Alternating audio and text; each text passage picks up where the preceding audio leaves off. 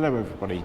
Yesterday, unfortunately, we had a transformer blowout, so we've had no power anywhere in the school, and unfortunately I'm going to have to film the video here because we just don't have time. So bear with me, I know it's not perfect. So we're going to have a look at page 77, a mystery narrative. Now normally the stories in this book are complete rubbish.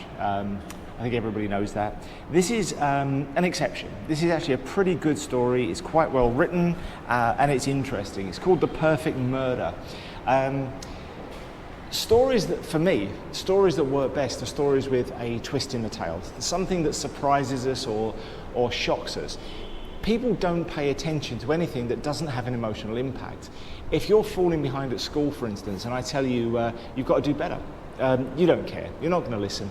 But if I stand you up in front of the class and shout at you and make you feel this big, it's going to leave an impression, and there's a much better chance that you'll be able to do something about it. That's why being offended is good for us. It's a positive experience because it makes us wake up to our limitations and makes us realize that we need to improve what we're doing. It's a very immature attitude to say we should never be offended because it makes us feel bad. Feeling bad is a motivation towards improvement. An emotional shock works for us, and I like stories that give us an emotional shock. And when I was growing up, one of the stories I remember was from an episode of The Twilight Zone, and it was an interesting story. A woman is attacked in the worst possible way, and she's beaten, she's left for dead, and she's brutalized. So the story continues. She goes home. Her husband is obviously mortified by this, horrified. And the next day they go out, they're thinking of reporting it to the police, they're in a car, and she points and said, "That's him, that's the man." So the husband doesn't know what to do. He grabs the man and in a fit of rage beats him to death, kills the man, and then thinks, you know what, he deserves it. And then the story pulls back and he goes back to his wife and she says, "It's him, it's the man. It's the man," and she starts doing it to everybody. And he realizes he's killed a man for absolutely no reason. And it's a nice, shocking twist that makes us feel like the story was worth telling. This story doesn't do it to that extreme, but it does tell an interesting story and it subverts your expectations in a good way. Now, in modern Hollywood, they subvert our expectations by just crapping all over a story, and that's what they do these days. The second Star Wars movie was supposed to have subverted our expectations by one of the main characters just disappeared. Well, okay, that's not subverting our expectations. That's letting the audience down. That's taking what they want from a story and not delivering it. This story doesn't do that. It takes your expectations, your idea of what's going to happen, and it turns it around and gives you something different that's actually better. So it treats the audience with respect. This is a surprisingly good story for this book, The Perfect Murder, page 77. She lay quite still in the darkness, listening intently, aware of the silence of the night, but driving off the sleep she craved. Alert and watchful, she planned her next move, a simple, necessary murder, a murder too important to allow herself the indulgence now of sleep. Outside, the night was a cold one. A sharp wind stirred the leaves, but the stars were alive and glinting in the icy blackness. Restlessly, she rose and paced the floor, willing the time to pass, waiting impatiently for the dawn. The two small figures by the window breathed steadily as they slept, unaware of their mother's preoccupations. They trusted her as children do, certain that no harm could come to them while she was there. When it happened that she was compelled to leave them alone, something she hated to do, it was never for long. And she never returned without a present for them both, a surprise, usually a delicacy of some kind to please them. Then, as mothers do, she would watch over them as they ate, ensuring that they grew as they should, healthy, with strong bones. Her ways with the two of them were invariably loving, always gentle and tender. They did not know that she could be cruel, that in certain situations she could be utterly heartless, at times even merciless. Later, they would see it for themselves, but not yet. Not while they were still so small, so vulnerable. Towards dawn she slept a little, but her sleep was light and fitful, her dreams violent. She awoke suddenly, grateful to be free of them. It was vital, the murder she planned there in the darkness that was lifting now for the first glimmerings of dawn. She looked down at the small sleeping forms, at the pale faces so peaceful in the half light. Her conscience did not trouble her. The rewards implicit in the deed outweighed its hazards, outweighed its dangers. Soon it would be day. Her body tautened with the thought, but her eyes became calm. The decision had been made long ago. Not to carry it out successfully was all that remained. Page 79. When the little ones awoke, their blue eyes wide and eager, their mother gave them a drink, but ate nothing herself. Later, when the deed was accomplished, there would be time enough for her own needs. She waited until the sun was up before she left them, knowing it would not be for long. She was sure that they were quite safe together. Content, they played happily alone, still innocent. Purposefully then, she walked out of the garden across the road and towards the children's playground in the park. The swings, runabouts and slippery slides were set in sand to soften the children's falls. Large trees gave shade and many flower beds were bright around the perimeter. Here and there, clumps of scarlet flowers attracted the birds who darted and chattered in their branches, almost oblivious to the children's laughter and noise. Perhaps they were used to it. Today, there were not so many children in the park. It was earlier than usual, and she had planned it thus. The absence of the regular crowd, those who came rowdily after school, pleased her. It would make her task so much easier. And she hardly wanted witnesses to the killing. Murder was a solitary business, or ought to be. Casually, she walked among the children. Those who knew her smiled and welcomed her. She greeted them serenely with no outward manifestation of her design. She was beautifully self-possessed. She was tranquil. She was as usual. But her heart pounded with anticipation. She sat for a time on one of the wooden benches beside an acquaintance to relax, to observe. She looked about her, missing nothing. It was not long before she saw her unsuspecting victim, and the sight of the small, plump figure thrilled her. It would be as she had planned. Nothing could go wrong now. It would be as she had... But she was in no hurry. Her purpose was best achieved deliberately, with caution, with infinite care. She strolled slowly between the roundabouts and swings towards the shelter of the trees. Along the way, she stopped to observe the poppies, their red and yellow petals fluttering raggedly in the wind, and already she was part of the scenery. She looked back. No one watched her. Swiftly and with ease, she disappeared completely into the shrubbery. The children continued to slide down the slides and to swing on the swings while their mother gossiped. There would be no audience. She stood invisible behind the largest tree, her purple shadow flat as a dead leaf and as still. Only her eyes, large and lustful in the small white face, glittered as she watched. Her heart beat steadily, pumping courage into every sinew and muscle. Now she was ready. Her eyes flicked only once as she moved out of the shadows, slowly at first, till with a sudden quick movement she was upon her quarry, brutally squeezing the life from the limp throat, stilling the high-pitched scream almost before it began. Immobilized, her victim begged with feeble voice, with final breath to be spared. Entirely unaffected, her teeth flashed like rapiers. The cat crushed and swallowed the head of the bird. The warm, plump corpse she took gently between her teeth and carried swiftly back to her kittens. So it subverts our expectation because it's written as if the main character is a human being.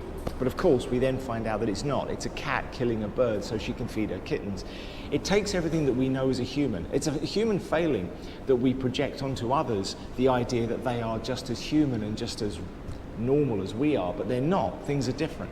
Our dogs and our cats are not like us. They think very differently, but we expect them to be little humans, and they're not. So this uses that failing in human projection and turns it into a story that's interesting. It takes us on a journey through a murder that's not a murder at all. It's a cat hunting for its dinner. So it's a smart little story. It's cleverly written, it's well put together, it's vivid, it leaves an impression, and it leaves the audience smiling. I like this story. I think it's the best story I've seen in one of these books. So I want you to answer the questions 1 through 15, and then we'll come back and look at the answers.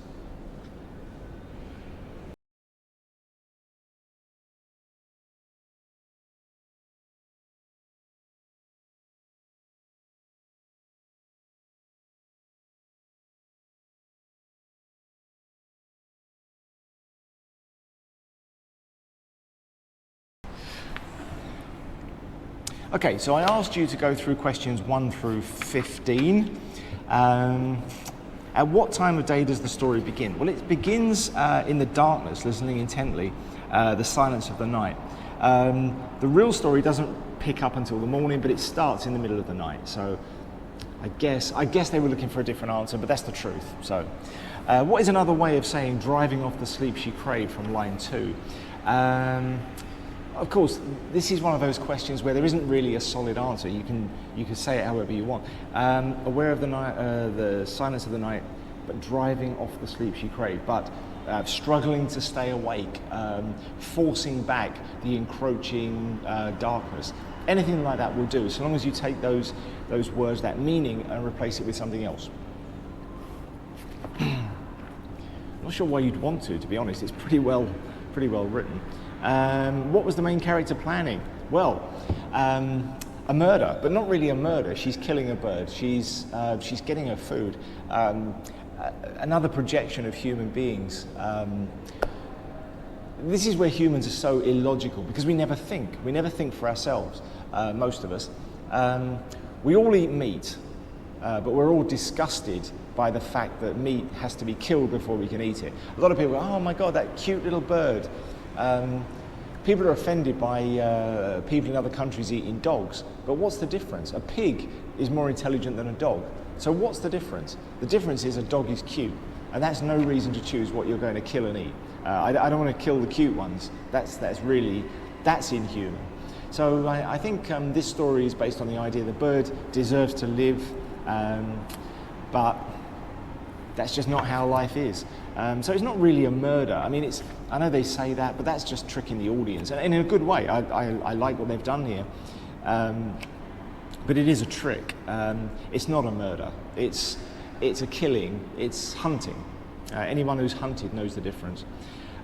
Choose the closest synonym for indulgence. I guess would be luxury. Indulging is let yourself have something that you don't need but want. What would be an example? An example of an indulgence would be every day I drink too much coffee. It's kind of an indulgence. I don't need it, but I want it, and it makes me feel a little bit better about having to do this for a living, to be honest. So I indulge myself. I allow myself usually a frappe because it lasts longer and I like it. Which words describe the mother as loving and caring? We've got the she's a good mother. Specifically, I can't remember specifically.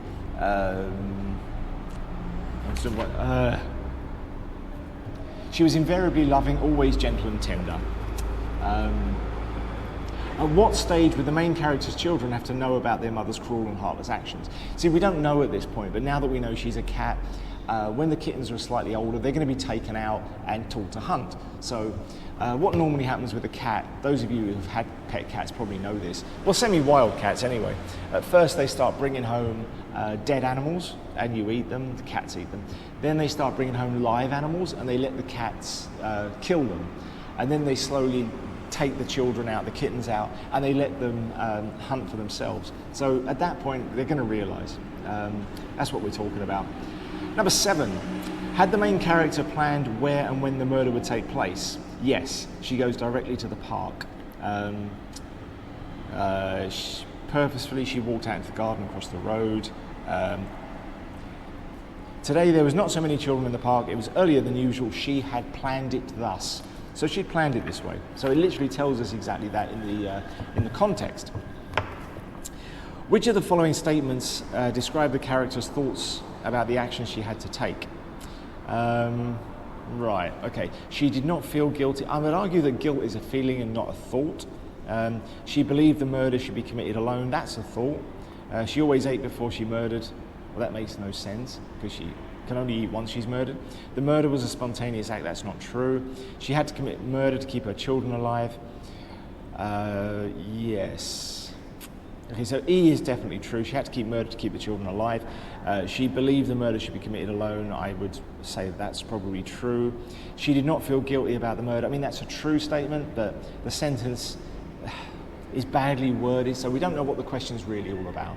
So I would say if you didn't understand that question, I totally sympathise. It's poorly written. What's the closest meaning of manifestation? Display. To manifest something is to make it appear, it's something that shows through. So a display, it would be the closest meaning for manifestation. What image does the simile flat as a dead leaf bring to your mind? A bad one. This is my least favourite part of the story. Her shadow was purple. Shadows aren't purple, they're black by definition. The only reason it could be purple is that we're projecting a black shadow onto a red surface. That's possible, but it doesn't really ring true. Flat as a dead leaf. So a dead leaf is flat, but a shadow is flatter. So I don't think she should have taken a flat object and then said it's as flat as something that's less flat than it already is. That doesn't work. That's the only thing I don't like about this story. It should have been as flat as a layer of paint, something like that. The shadow was as flat as if it had been painted on the surface. That probably would have worked. But again, nothing is as flat as a shadow because a shadow doesn't exist. It's an absence of light. It's literally the flattest thing you can imagine. What was murdered at the end of the story, apart from my patience at reading these stupid questions? A bird. A bird. Probably a pigeon, I guess, because it says it's plump and fat. Which word of the last paragraph of the story tells us the murderer was? Who was the murderer? What the murderer was? Well, the murderer is a cat. So the word cat is these questions. It's like somebody wrote this book. I can only imagine that they came to work feeling miserable and said, you know what, I haven't slept last night. I haven't had any coffee yet. I'm going to drink whiskey for breakfast and then I'm going to write this damn English book. Because none of this makes any sense. Did the ending of the story come as a complete surprise to you? If not, what clues helped you to guess who the murderer was? I don't think there were any real clues. It's one of those stories which very cleverly, you can read it once, then when you read it back, you say, oh, okay. So it talks about her children, it talks about other things that give you very subtle hints, but the hints are very, very subtle. It's well written, and it comes as mostly a surprise to us because it's not what we expect. We always expect this to be a woman, a human being, and obviously it's not. So I think it's very well written. I think it very successfully plays on your expectations. There is actually a bit in A Novel Approach, the book I wrote about writing stories, about how to construct a twist in the tail ending. We have to change your expectations or change your reality in some way. This one does it the third way, where it takes the audience's expectations and shifts them around, and it does that very cleverly. So I would imagine that to most of us it's a surprise. When I've done this live, almost everybody in the class goes, what? And it's a nice surprise for us. Crime stories have to keep the reader guessing about what will happen. Do you think the author was successful? I mean, I can only tell you my opinion. I think so. We think she's going to do a murder at first.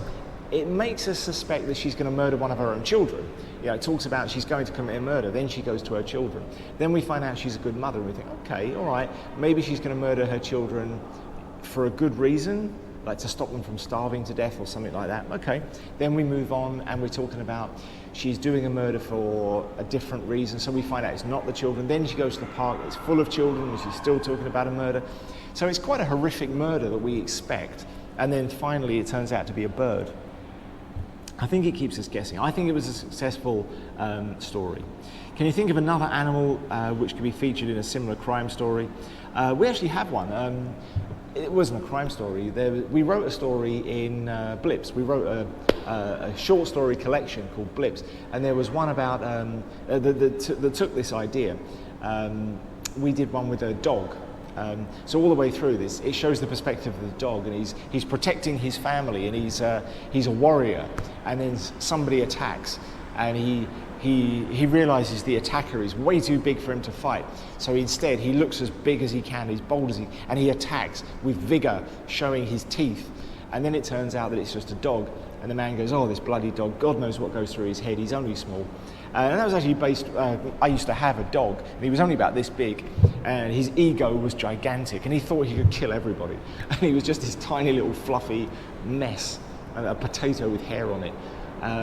So I wrote the story about my dog and his inability to understand that he was just a small toilet brush of an animal. So it's possible to do this with other animals. where would such a story be set? It's set in his small backyard. Because it's an animal, their world is much smaller than ours. Their world is only what they can see and what they understand of the world around them, so they don't have any expectation of the larger world. I actually did that in another novel as well. I had a story about a rat. I was at work and a rat crawled through the guttering, and we could hear it going through the roof. I thought to myself, that rat has no comprehension of the fact that he's living in a man-made world. He's crawling through the guttering, he doesn't understand the world around him. So to him, this is just reality. This is just the nature of the universe.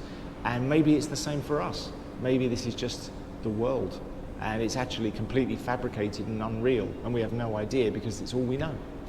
So I thought that was a pretty good story. So answer the question and tell me what you thought of it.